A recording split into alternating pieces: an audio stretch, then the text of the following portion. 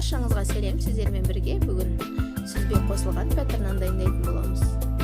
Бізге керекті бір стакан су, оның үстіне бір шай қасық тұз саламыз, бір ас қасық ашытқы саламыз. Үстіне ұн құйып, жұмсақ қамыр илейміз.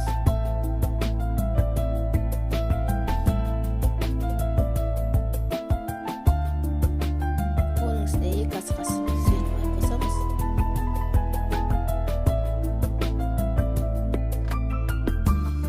Міне қамырымыз дайын болды. Бетін жауып жарты сағатқа қойып қоямыз.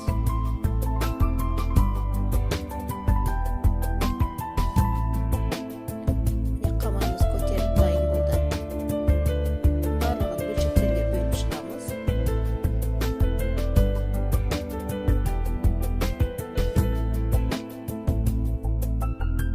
Ары қарай видеодағыдай жіңішке қылып жаямыз.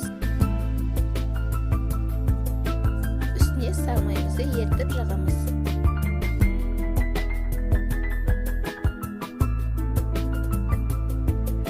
Барлығын видеодағыдай қайталаймыз.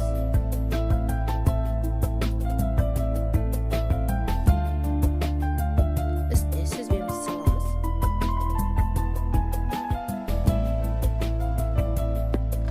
Ары қарай видеодағыдай форма жасаймыз.